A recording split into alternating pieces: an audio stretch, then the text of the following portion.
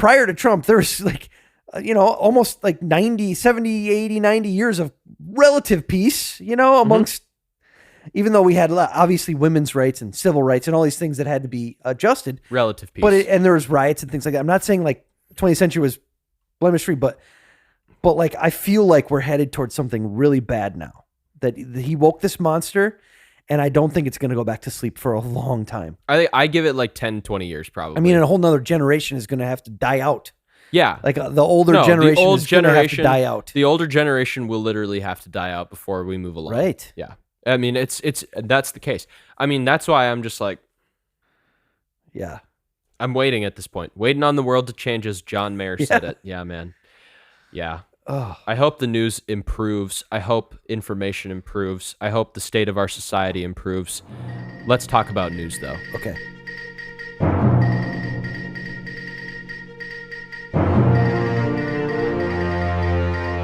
So, Casey, tell me what's happening in music today.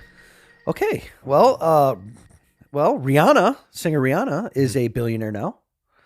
She recently passed the threshold of $1 billion by a lot, actually. She's worth $1.7 billion. Wow. Now, according to Forbes. And she's considered the wealthiest female musician in the world and second to Oprah as the richest female entertainer. Not surprised. She's into she's like a mogul, she's got businesses, lingerie, cosmetics. And a bunch of shit. And I'm actually reading down here, it says most of her $1.7 billion has been accumulated through her lipstick, mascara tube, blush brush. Yep. Yeah. That's how 50 Cent is worth like $400 million or something like that. He had it's like some sport drink or something that he sold out on. Or he's just hustling. Like people are, so they're, the mogul mentality. Anyways, so she's worth a lot. As we were saying before, I hope she, is a community type person and likes to give back. Right. Buy yourself some nice stuff, of course, but maybe donate to some music schools or something. Yeah, I don't know. That'd be cool. I mean, we're a little bit biased for wanting it to be donated. But she is a musician. Well, that is obvious. Yeah. Why not give back to your craft?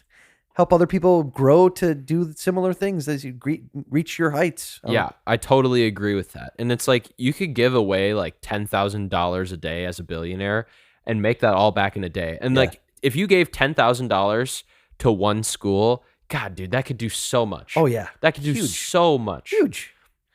And it's just like, I don't know. Yeah. I totally agree with you. Spread the wealth once you've got it. You know what I mean? Why not? Don't hoard it. Yeah. Okay. So, with DaBaby. Yeah. We have a lot of different stuff, too. We have DaBaby. Oh, real quick, though, before I get to DaBaby and his bullshit, ZZ Top bassist Dusty Hill is dead at 72. I love ZZ Top, Sharp Dressed Man. I mean, they had so many great hits in the 80s, 70s, and 80s. And yeah, man, definitely. They're just fun. The long beards are always iconic. It's just... He was getting up there, though. It's 72 years old. Yeah. Yeah, I mean... For someone who played rock and blues their whole life, was probably around a lot of smoky bars, around a lot of drinking, and a lot of, Yeah, that's what makes the Rolling Stones even being alive. I know. Unbelievable. What? How is that even a thing? That's where the adrenochrome kicks in. No, However, I'm just kidding. Speaking of news, though, yeah. Charlie Watts is sitting out the Rolling Stones' next tour. He's the drummer. Oh. I think he's got some health issues that he's dealing with. So he's going to be sitting this one out. And I think Steve Jordan is drumming for them, I heard. Actually. Oh, wow. Yeah, right? Wow, that's interesting. I know. Yeah. That's pretty cool. He always gets the best gigs. Yeah, seriously, though. So DaBaby is in the news again. Mm-hmm.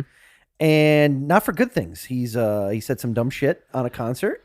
Absolutely. During his Miami performance, he told the audience, if you didn't show up today with HIV, AIDS, and any of them deadly sexually transmitted diseases that'll make you die in 2 to 3 weeks, put your cell phone light up in the air. Basically saying, let's celebrate you not having AIDS. Which is, that's such a stupid thing to say. I feel like it was an attempt at being funny, but damn, was it not funny? You know what I mean? Man, just shut up. It's unnecessary. It doesn't even belong anywhere near it. And then you have some people commenting about it too. Yep. He's because of this, he's facing a lot of backlash, cancellations from festivals and other things, and probably other sponsors and things like that. And even people he's collaborated with, other artists. So Dua Lipa. Yep. He was on Levitating with, which we talked about not that long ago. Mm-hmm.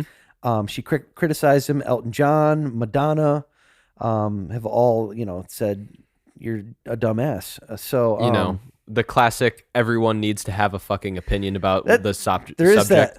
But here's the thing. Elton John absolutely has a right to have an opinion about the subject, but I just don't see where Madonna fits in this. Like, she just has nothing to do with this. And I get that she's a big supporter of the LGBTQ community, but like, it just doesn't need to be said. This is obviously such a goof and no reason to be said. Yeah, so. that, like we've mentioned, that line between genuinely wanting to support something or speak out about something or looking for that platform for that to stay relevant as an artist or whatever. Absolutely. Hopefully it's the first. Sure. Okay, and then let's end on a good note here. So Dolly Parton, who is legend of music, even screen, stage and screen. She it was revealed recently that the royalties from her song that she wrote called "I Will Always Love You," which was famously covered by Whitney Houston. And it was a huge hit by Whitney Houston, made tons of money. Yeah. All the royalties that Dolly received from that, she actually invested back into black communities, black neighborhoods and things. Just and just like we're finding out about this now, like 30 years later, basically, that she's been taking that money and giving it back, to. And I'm just like, just when you think Dolly Parton can't be any better of a person or cooler. Yeah. Like, she does something that you find out something she's been doing all along, that she's an amazing person. So, it's great. I mean, I wish more people were like Dolly Parton, and especially in the sense of not talking about the great things that you do, because it's like, just do great things because it's a great thing to do for people. Don't talk about it, because that's not charity. When you're telling everybody, oh, I gave this much, I'm such a great person, like, that's not charity. You're not being charitable. You're being an ass. Yeah. Don't do it. Totally. So unlike Dolly Parton's actions, let's check out some hot garbage now. Hot garbage. Hot garbage. All right, Casey, what do you have for hot garbage this week? Oh, this is an interesting one. So this is well, let's listen to it first. This is Informer by Snow. Let's check it out. All right.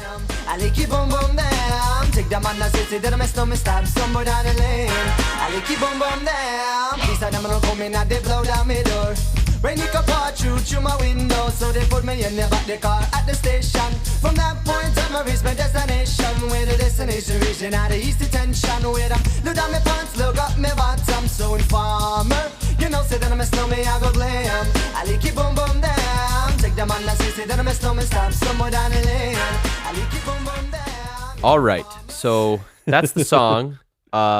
Song again was Informer by Snow.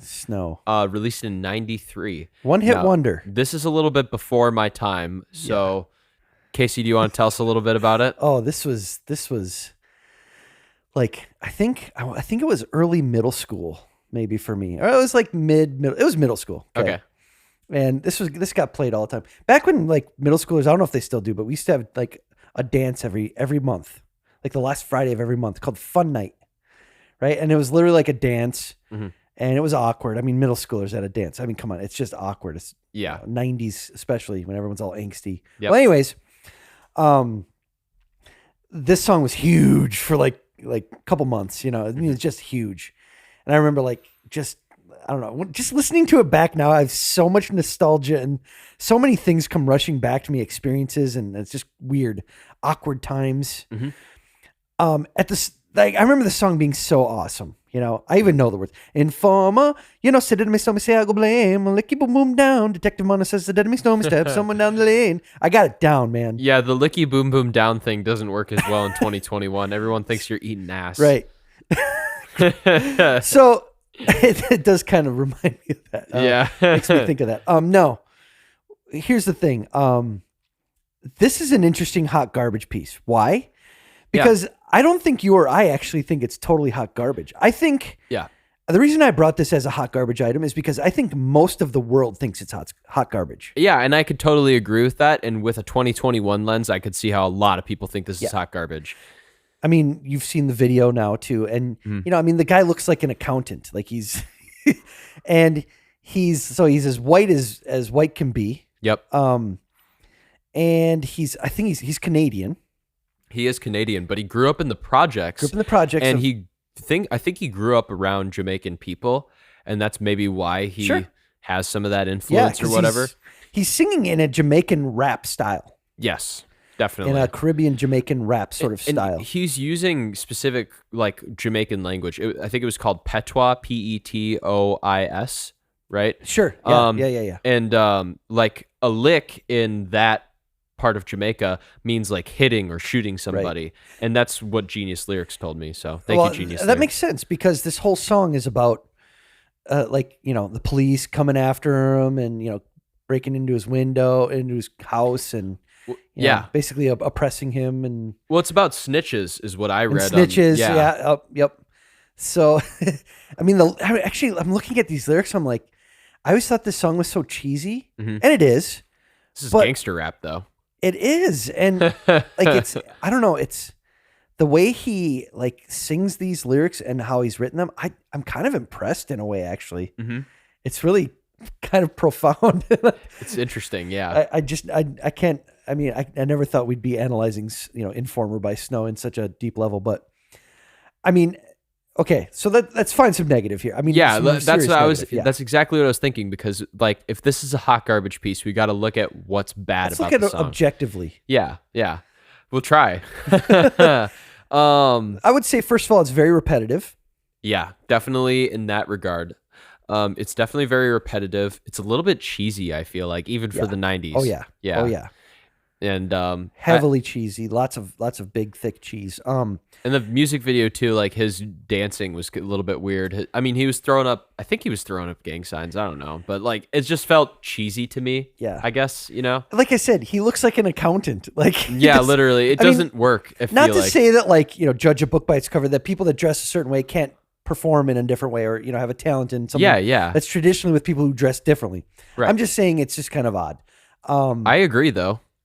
And so Informer, you know, say Daddy me Snow, me I go blame. Yeah, I mean that's and then Detective Man says Daddy me Snow, me stab someone down the lane. So I'm just trying to like figure out like what does that mean? Yeah.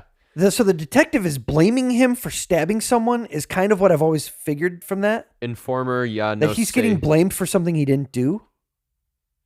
Well, the next lyric says, Informer, ya no say, daddy, me snow, me I go blame. I love how you say it. I love how you read that, man. I'm trying to understand it, man. That's just classic. You know, we should use it as a soundbite sometime. That was perfect. I'm trying to understand it, you know, because it's just it's hard to understand, I feel like. I mean, it's very broken English coming from a guy that looks like he speaks perfect English. You know what I mean? Yeah, I mean, Informer is obviously a criminal informant snitch, also known as a snitch. Yep. That works for the police, who's going undercover to infiltrate Snow's whatever gang or his illegal activities. And then the detective man said that he stabbed someone, is what I'm getting from it. That's all I'm saying. So, like, I mean, the lyrics are weird. They're vague. And it's hard to make sense of them. So, and you always talk about lyrical meaning, right? That's one of your big things, right? Yeah. So I would say I kind of get what he's talking about, but it's not really anything profound or special. Or the whatever. Meaning kind of gets lost in all the word gymnastics that are going on here. And I'll also say the video doesn't depict any of this really. Nope. It's just dancing, and then there's some ladies dancing as well. Right. So, like, that's strange. It's just not cohesive, I think. Like you were saying word. About Who Let the Dogs Out. Yeah. It's not a cohesive piece, really. No. So it's weird. It's just, you know, it was a one-hit wonder, whatever. It was kind of fun for a little bit. And then it's faded. Cheesy. It's super cheesy. So. Yeah, definitely. Well, now that that's been said and done, let's check out some today's top hits. Okay.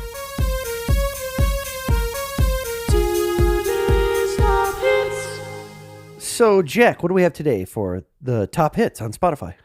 We've got the song Take My Breath by The Weeknd. Let's give it a listen. Cool.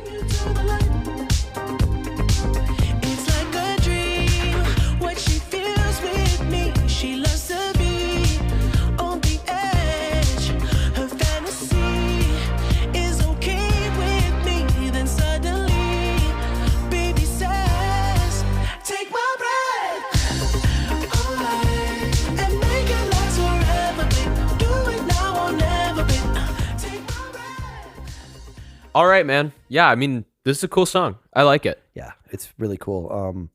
I really like The Weeknd a lot. I don't know why. I think it's really that 80s sound that I grew up with. I still listen to. I've mentioned this many times. I'm a huge 80s synth pop fan.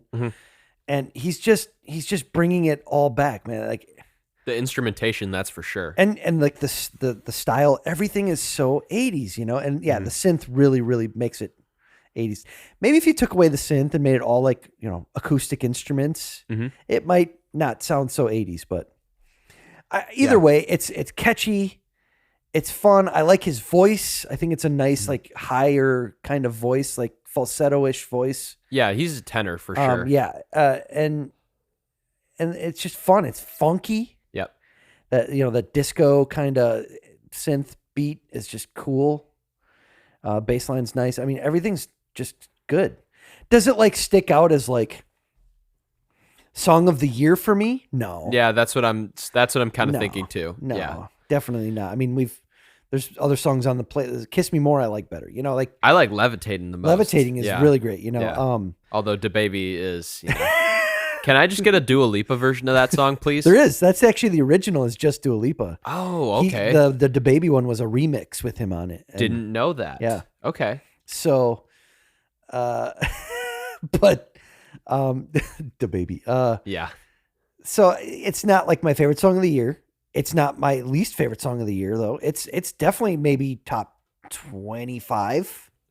One argument that I would make against it is it seems very generic to me. You know what I mean? That's like the thing. Yeah. I hear this song and I feel like it's gonna be played in the background of them all. You know what I mean? Yeah, that's the thing. I was gonna say it's like it's not like it's catchy, but it's not like so catchy that I'm just gonna be singing it in the shower, you know, or whatever. Yeah, in my car. Exactly. I'm just not like pulled in so much, and it's kind of generic, like you say. It's kind of nothing really special, but nothing bad either. You know, it's kind of checking all those boxes. What do we say about pop music, man? Pop music checks boxes. Absolutely, it does. It's got to sound like this. It's got to have this element. It's got to this. Return on investment. I mean, if I'm thinking about it like logically, you know how all these big studios have big investors, right? Yeah. So I'm sure like the corporate executives or the investors are all just like, okay, so I see this song with 4 on the floor, auto-tune, and high compression. It sold a lot. These aspects sold a lot. So what if we just keep selling these aspects? Man, I think we have something here. I think we're going to have some dividends in our portfolio at the end of the quarter. Yeah, exactly. You know what I mean? He's not saying anything controversial in this song, so that's another checkbox for the investors. He's not, you know, like insulting anyone or, you know, doing anything like that, like insulting their brand or whatever, or even mentioning their brand. But maybe he should, you know, that would give him extra points. You know, who knows? Yeah. Regardless, though, it kind of feels like that, like sort of checking the box, sort of generic kind of pop song. Well, I'm reading the lyrics, and I saw the fire in your eyes. I saw the fire when I look into your eyes. You tell me things you want to try. I know temptation is the devil in disguise. You risk it all to feel alive. Oh, yeah. You're offering yourself to me like a sacrifice. You said you do this all the time. Tell me you love me if I bring you to the light. I mean, like, I kind of like the cadence of the lyrics and the way that they're said. You know what I mean? I don't think it has extreme meaning, though. I think it goes back to the same shit that I always talk about. It's the hookup culture. And it's the drugs. It's the party. It's the sex. Well, the thing about those lyrics that you just read to me, though, there's nothing specific or... Yeah. I don't know. It's just kind of like... It's like, ooh, baby, give me your love. I love you so much. It's literally like that 80s cheesy love songs like kind of shit. A Hallmark card, you know, like just kind of those, or like motel art, you know, it's just kind of like... Very impersonal. It's not offensive, but it's not like, you know, cutting edge or, you know, like it's just kind of there. It's meant to be ignored. It's checking the boxes of what, you know, of what we want, I guess, you know, or what's not going to push boundaries. Okay. Yeah, so... much. I love The Weeknd. Don't get me wrong. I love this artist. I think he has some really great tunes. This one just particularly is generic, nothing special for me. But I still like it. I'm going to dance to it or whatever. You don't want to see me dance, though. Yeah, I mean... Actually, I'm a pretty decent dancer. I just haven't done it for a long time. I trust that you're a decent dancer. You're a drummer. You know what I mean? You got that rhythm in you. But anyways, there's not a lot of content in this song, so hopefully there's more content in the aftermath.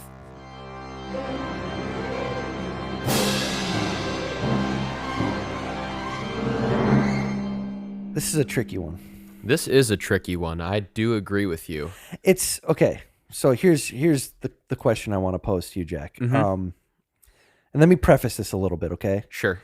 So I want to talk about metal, the genre of metal. Now, this is a genre that has many, many subgenres too, okay? Yep. Metal is such a vague term. If I say metal, that could mean so many different things and so many different genres within that world, okay? There's death metal, there's math metal, there's thrasher metal. There's Norwegian black metal. I mean, like, yeah, there's so many different kinds, right? Glam metal, all these things. And new metal. We've talked about that. So my question is, I for some reason, and I love all kinds of music. I mean, like pretty much I will find the goods in any walk of life music, right? Do you like country? I like country prior to like 1990. Okay. You know, like classic country a lot. The modern stuff has just gotten so cheesy to me, you know, and there's repetitive. There's still a gem here and there, you know, that pops up. But for the most part, I've not enjoyed it, mainly because of the lyrics are really lame and it's just kind of a cheesy genre. I don't agree with it. Okay? Exactly. So that's country. Now, metal. I respect the hell out of metal. Okay. Okay. I respect the talent that goes into it, the musicianship that goes into it, the thought that goes into writing some of these songs, you know, and the lyrics, and they're always very profound, lots of lyrical meaning. Incredible, like mixed meter, like thoughtful compositions and things, right? Some 7/8 shit sometimes. So I want to make it very clear. Yeah. I 100% respect everything about metal and everything that everyone's involved with it are doing, except maybe new metal. We'll talk about that later. Yeah. Okay, but so the thing is, here's the problem. I have a problem like just liking metal, like as a casual, like as a listener. Me too. I've never casually listened to metal unless I was doing a workout. Okay. Yeah, you know what I mean? Like working out in metal though, they go so well together. That's the best workout music. Sure. It's just like you want to like strangle the barbell. You know what I mean? It kind of gets your energy up, your blood pumping, kind of gets you, it gets you, riled up. And people like that emotional response they get from metal, I think too. Totally. But I've met some of the most like laid back people that love metal, like people you would never expect it. And so, totally. What I'm trying to do though is like with music, like I like it to connect with my soul. You know what I mean? Like to just like, I just like, you know, I'm feeling it. And I just like, I can't get enough of it, absorbed by it. Yeah. And for some reason, I don't know what it is. Maybe it's my upbringing, but metal, I've always had a shield against metal like this, like, and I don't understand why. I want to like metal. Here's the thing. I want to like it. Yeah. And I've tried, but I have to be honest with myself and with my listeners here. I just can't like it like that. You know, like I like other styles of music. And like listen to metal constantly like, and wear metal t-shirts. Yeah. Like buy an album and, you know, just like listen to it cover to cover. Yeah. Go to concerts. I can't do it. And I've been to some and I just remember being like, I'm either bored. Yeah. Or I can't get into it. I'd probably say bored. Because I'm not being moved by it. You know? Right. And that's the thing is like music in many cases moves you and brings you to an emotion of some sort. Right. And I agree with you. That's one of the problems that I've had with metal is metal rarely gets me to go like, yeah. I mean, there's a couple songs that I really love that are metal songs, like One by Metallica, Duality by Slipknot. Anything by Iron Maiden for me. But I don't consider them like metal. They're like opera metal. Yeah, they're they're one of those subgenres, right? It's like, and they're kind of glam. They're kind of rock. I don't know. It's hard to place them there. They're different. Like you said, there's many different genres of metal. Yeah. It's just like, I don't know. I feel like there's something about it that's never stuck with me either. I mean, when working out, it's awesome. It's the best thing ever. But like with you, I think in my formative years too, it's like because my mom and dad are not metal fans. Yeah, that's probably also a contributing factor because I never really listened to metal. And like when I got it as an adult, I had a different expectation of like what music was. You know what I mean? Yeah. Not to say though that I don't respect metal vocalists or like lyrics in metal, because a lot of the times metal lyrics are talking about the shit that sucks on planet Earth. You know what I mean? And addressing those things and looking at those things is something I'm completely for. It's just weird how like metal hasn't grabbed my soul and dragged me to hell. You know what I mean? Because there are people like metal heads, you know, whatever you want to call them. Like people are, it's like a religion, man. They're so into metal. And I love that. That's great. But I'm just like, and here's another weird thing that I've noticed. This is just my observation. This is not how the world is. But I tend to notice from my experience that people who are metalheads are like all in on metal and not really all in on anything else. You know what I mean? Yes, I've noticed that too. And then there's the opposite. The people that they're all into everything else aren't really all in on metal at all, you know, or like it's kind of divisive in a way. And I think that sucks, but it's kind of the nature of it, I guess. Well, I think there is some musics that are very segmented. Like EDM, for example, is its own segment. And like metal, EDM is almost like a religion for people. And it's also kind of divisive in a way because there's a lot of people that just it doesn't work with. Or you either like EDM or you fucking hate EDM. Right. You know what I mean? And I feel like that's kind of how metal is. I don't think people like hate metal necessarily. I mean, there are some obviously, but like not like they hate EDM, I think maybe. I don't know. Yeah. I'm speculating here completely. Sure. And I'm just kind of going off my own like sort of observations of, you know, many years of encountering music of all different kinds and concerts. And I saw Ozzy Osbourne live. I saw Black Sabbath live. I saw Tool live. And I like Tool. That's the weird thing. Like some of these ones that sneak into my... Yeah. Tool is different though. I feel like Tool is more close to Dream Theater than they are close to metal. Rock. Yeah. Progressive rock. Even I would quantify some of Dream Theater as metal. Like I listened to some of their songs and I'm like, this is a straight up metal song with like a Iron Maiden type vocalist. So I think that Tool is more towards that progressive kind of rock, like Korn maybe. But then, well, I guess Korn actually Korn's like new metal. Yeah, it's new metal. Yeah. I guess we could address new metal now, right? Okay, so new metal is easy to hate on. But here's for me. But here's the thing. Yeah. There's differences between new metals. There's Limp Bizkit. And then there's Slipknot. There's Slipknot. Right. I love Slipknot compared to Limp Bizkit. I would listen to Slipknot every day for the rest of my life than rather listen to Limp Bizkit for the rest of my life. Okay. You know? And see, like, to me, you say that, I'm just like not really interested in either. Now, I respect Slipknot way more than I respect Limp Bizkit. It's not even close because I don't respect Limp Bizkit. Right. But Slipknot, I understand they are very talented musicians. And oh, yeah, dude. Like they actually write melodies too, so it's not just screamo, you know, for 20 minutes, whatever. Yeah. And I love the freaking costumes they come out in. It's awesome. Oh, man. it's so like badass. Shock metal kind of thing. And I'm just like, I just kind of love seeing like how creative they are with the costumes, the masks and stuff. I love the grotesque aspect of it. Like so I love that, but I can't get into the music. So maybe it's my music handicap. You know, it's my disability, my musical disability. It could be. I don't know what it is, but I wish I did. That's the thing Me that too. really sucks, man. I wish I could like all music so that every time I heard it, anytime I heard music, I could just be happy. You know what I mean? Although like some musics, they don't intend to bring happiness out of you all the time. They invoke different emotions, right? Yeah. It's interesting to think about. Yeah. So, I mean, metal, I like I said, I respect the hell out of you. I really, really wish I could like you. I just don't. And that's okay.